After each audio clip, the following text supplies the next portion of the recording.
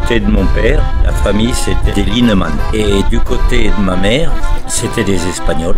Vous avez rallongé la liste. Vous avez pesé une magache. Ouais, oui, oui, c'est pas simple tout ça. Ça n'a posé aucun problème. J'ai des souvenirs de ville comme on a des souvenirs d'amour. Monsieur Jacot nous en retrace sur Alliance 92 avec Prisca Lacoute-Malal ce dimanche 29 novembre à 18h.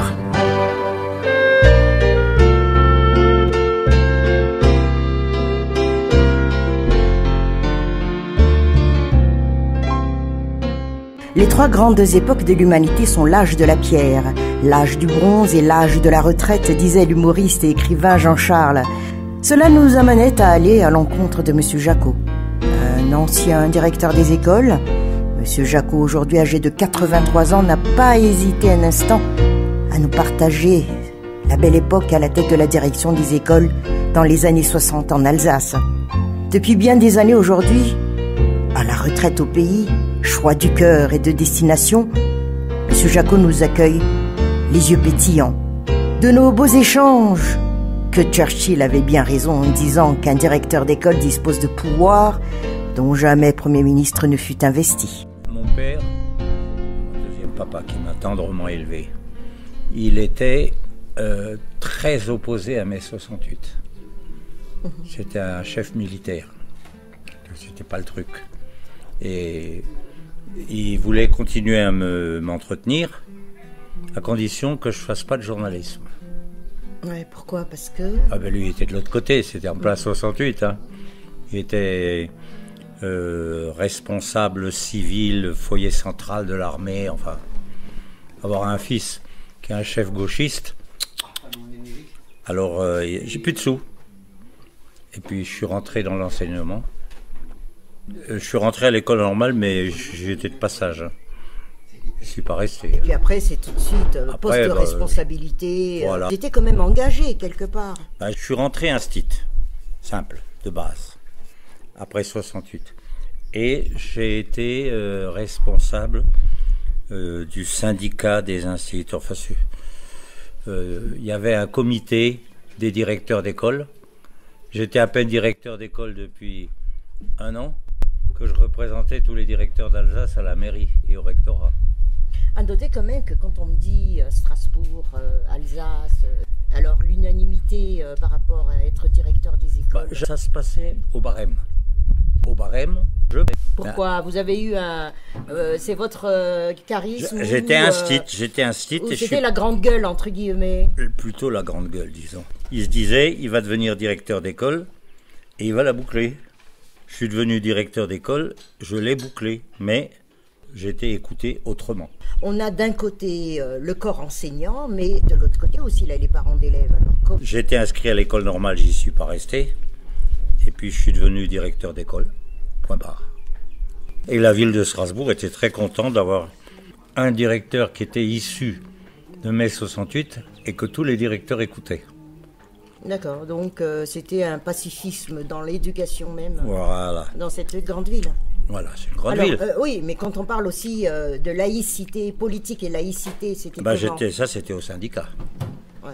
Alors comment on gérait cela? Parce qu'il se trouve que les gens du syndicat, je les connaissais. J'étais le théoricien du SNIR, le syndicat national des instituteurs. Maintenant, ils existent toujours, le syndicat national des enseignants. J'ai plus aucune relation. En Alsace, c'était chaud. L'école n'était pas laïque. L'école primaire dépendait de l'église. Et en tant que directeur des écoles et gérer tout cela... Il y avait du crack. Hein. Moi, je me souviens, c'était peu de temps avant qu'on foute le camp, parce que j'en pouvais plus. On était au sud de Paris dans une grande manif nationale pour demander que l'école d'Alsace devienne école laïque. Et moi, j'étais en tête de manif, je devais avoir 20 000 personnes derrière. Et j'avais le micro, j'étais sur un chariot, et je me souviens encore un peu, je chantais « Dans notre belle Alsace, il n'y a pas d'école laïque, on a des étiquettes, eux, ils en ont marre d'entendre, protestants, catholiques, oh yeah, il faut les enlever. Le 3 jours après, j'étais au ministère pour négocier parce qu'ils voulaient se débarrasser de ça. C'était le ministère après 68. Mais dites-moi, quand même, quand on parle de laïcité, est-ce que c'était vraiment quelque chose d'acquis en cette période? Oui, pour toute la France, sauf l'Alsace. Ouais. En tant que ville frontalière aussi, c'est assez difficile quand même. Non, ça, ils s'en foutaient. Ouais. Ils s'en foutaient. Je fréquentais les Allemands. D'ailleurs, les Allemands, l'école est confessionnelle encore. Bien séparée. Dans les écoles allemandes, il y a de la religion pour les familles qui le demandent, protestants ou catholiques. Mais c'était ça en Alsace. C'était un truc de 68, que l'école soit laïque comme dans le reste de la France. Mais c'était pas, l'église n'était pas encombrante. Quand on a négocié la laïcité de l'école, j'allais négocier ça chez l'évêque. Le recteur il disait « Oh, faut être pas chier avec ça. Vous allez discuter avec l'évêque, vous mettez quelque chose au point avec lui, et quand ça marche, vous venez me voir. » Ah bon, d'accord. Alors, c'était pratique parce que l'évêché était juste à côté de mon école. Alors, on se rencontrait. On est tombé d'accord sur un point qui paraît tout con, tout simple. L'évêque, ce qu'il voulait, c'est qu'on enseigne la religion choisie par les parents à l'école, aux gosses. C'est-à-dire catholicisme ou le protestantisme. Protestantisme, oui. Ouais. Pas le musulman, il ne voulait pas. Ouais. Bon. Et résultat, les écoles sont devenues totalement laïques en Alsace, parce qu'elles ne l'étaient pas, avec une seule condition que j'ai négociée. Les parents ont le droit de choisir la religion de leur gosse. Donc, le premier jour de la rentrée, un directeur d'école, d'ailleurs j'ai été poussé en avant pour mettre ça en place, il mettait en place les classes et il faisait remplir les fiches des parents. Et il devait organiser l'enseignement religieux pour tous les gosses. Bon, finalement, on a négocié avec les parents d'élèves. Donc, on a obtenu que dans les écoles, il y ait l'enseignement religieux organisé. Le directeur d'école fournit une salle. Il donne le label aux dames catéchistes, parce que c'était des femmes qui faisaient la religion. C'était combien d'heures par semaine? Quand j'y étais, moi, c'est passé à 2 heures. Ouais. Mais c'était en plus. Avant, c'était dans l'horaire scolaire. Moi, j'ai obtenu que ce soit en plus, en marge. Les gosses, ils perdaient pas.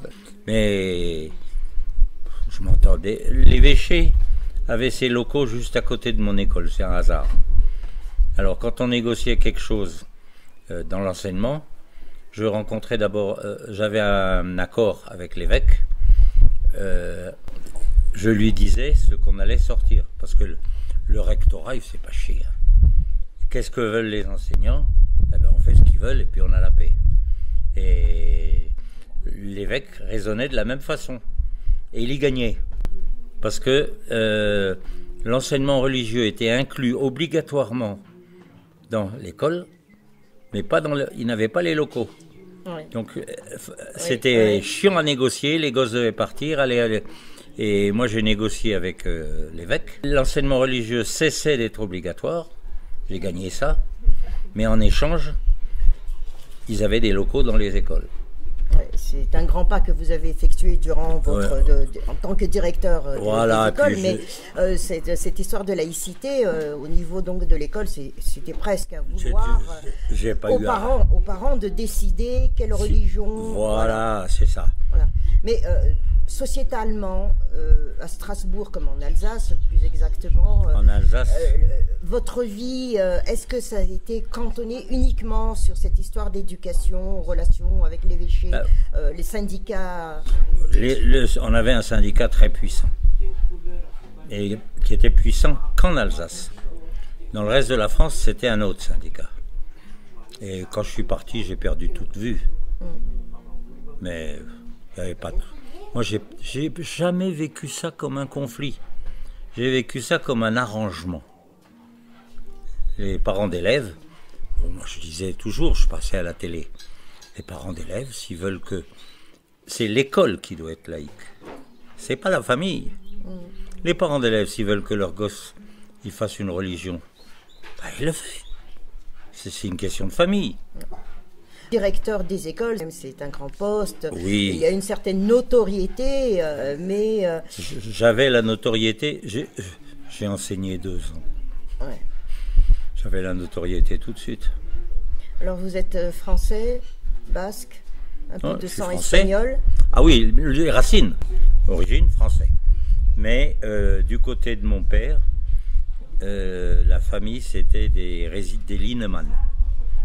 Il y a eu une Maria Linemann que j'ai découvert qui est devenue ministre il y a quelques années. C'était des Linemann.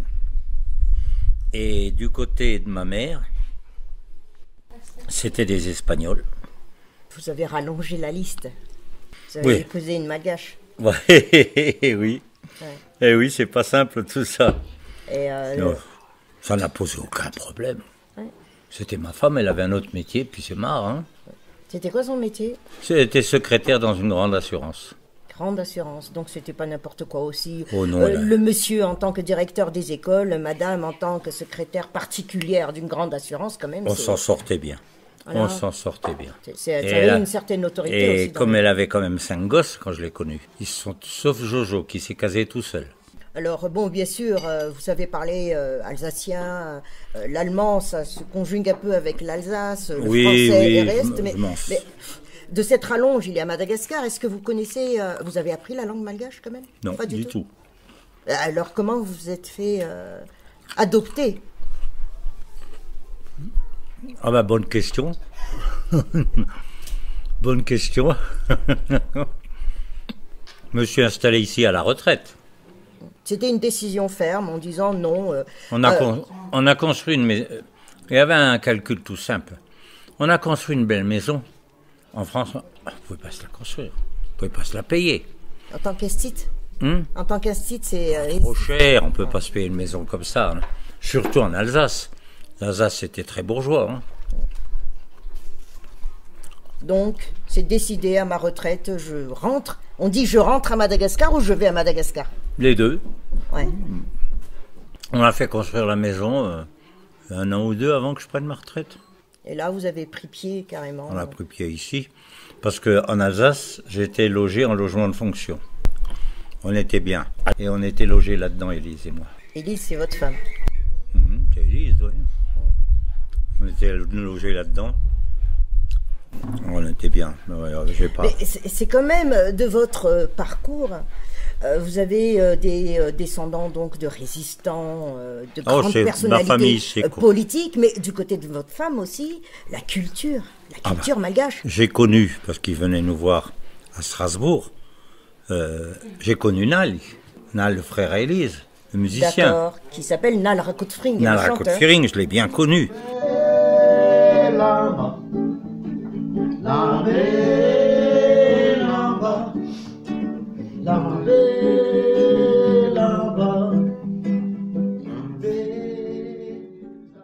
Et puis on faisait Il faisait écouter quelle musique? sa musique. Je réservais des salles où il faisait ses grands spectacles.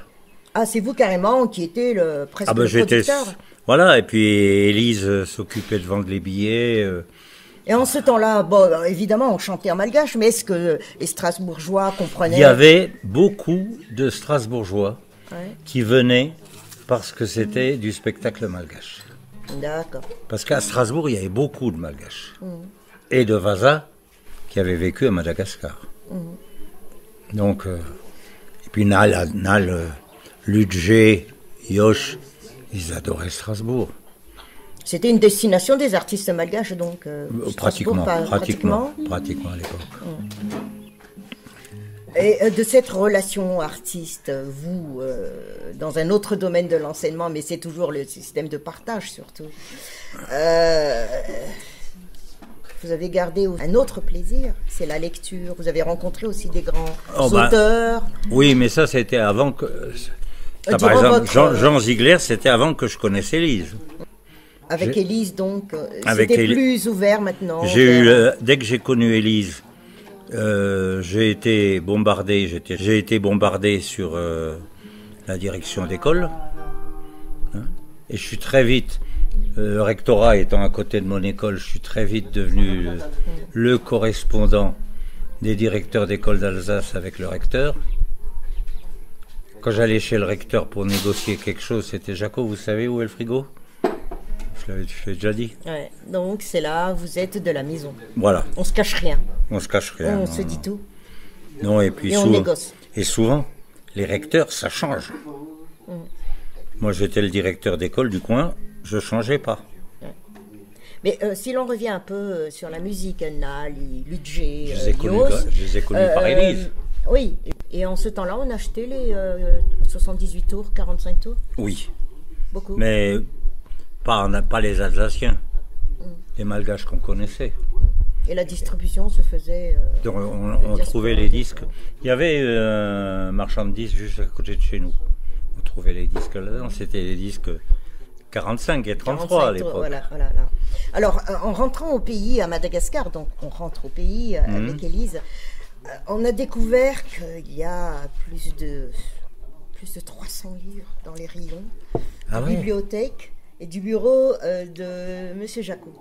Vous avez apporté vos livres. Ah oui, tout était dans un conteneur, hein, nos meubles, tout. On n'a rien laissé là-bas, puisque je logeais dans un logement de fonction. Il fallait vider. Même la 4L, elle vient de là-bas. C'est comment une retraite? Oui, on est tranquille. Oui, c'est une belle retraite, mais c'est plus une retraite active. Fini. Le boulot, terminé.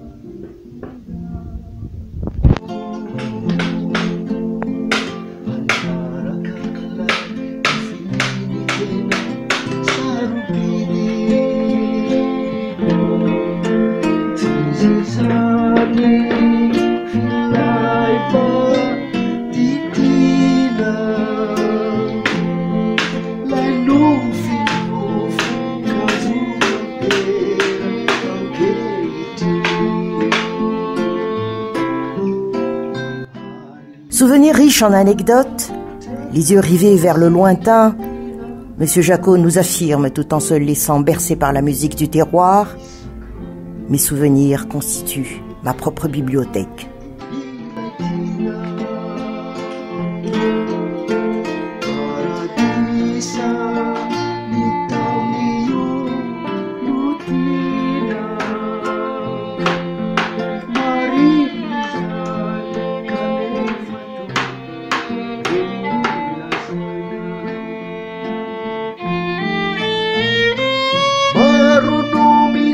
Sakana mitadi andravaka hamalay tady marony fakapana isarika anatona lafahoriana eo indrindra no ilana ny fandaozana rafasasana zay namata sidony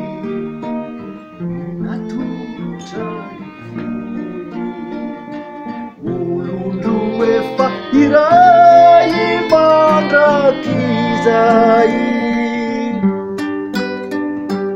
ninona nitady sakana nitady andravaka hamalay tady ampiasao ny fitiavana sy ny fampatokisany mpivady misotasota kezerany efa zamano